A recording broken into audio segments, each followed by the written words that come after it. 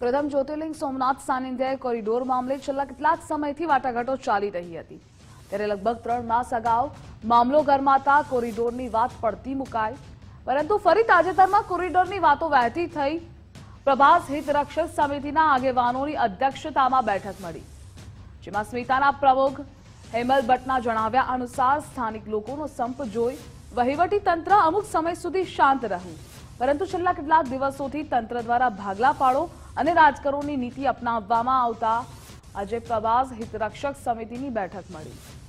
નોંધનીય છે કે હવે સીધા અદાણી ગ્રુપ પર આક્ષેપ કરવામાં આવ્યા છે અને ત્યારે તે બાબતે સોમનાથ ટ્રસ્ટ અથવા તો વહીવટી તંત્ર પ્રકાશ પાડે તો સમગ્ર હકીકત બહાર આવી શકે તેમ છે. પરંતુ 10 દિવસથી વહીવટી તંત્ર દ્વારા આ કોરિડોર નામના વાયરસને સાથે રાખી અને ભાગલા પાડો રાજનીતિ કરવાની એક યોજના ઘડી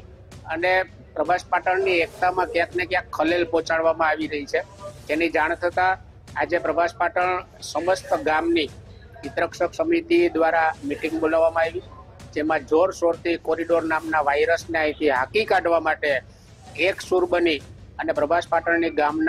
ગામમાં એકતા છે એ જળવાઈ રહી એવો સૂર અહીંથી સોમનાથ દાદાના ચરણોમાં અર્પણ કર્યો છે. કે ભાઈ આ તંત્ર આવું શા માટે કહે છે કે સોમનાથ ટ્રસ્ટ અને તંત્ર બંને મળી અને લોકોને ગુમરાહ કરે છે, ગુમરાહ કરી અને ખરેખર આ જે જગ્યાઓ છે એ અદાણી વાળાને આપવાની છે એ એક નથી સમજાતું. એટલે લોકોની અંદર જે ખરીદવાની વાત ચાલી રહી છે એટલે એને માટે થઈ અને અમે વિચારીએ છીએ કે ભાઈ આ ખરેખર આ જમીન છે એ અદાણી છે એમને સોંપવાની છે કે બંને બાજુ આવી વાતો થાય છે. તંત્રને મારી વિનંતી છે કે જો આવી કોઈ પણ વાત હોય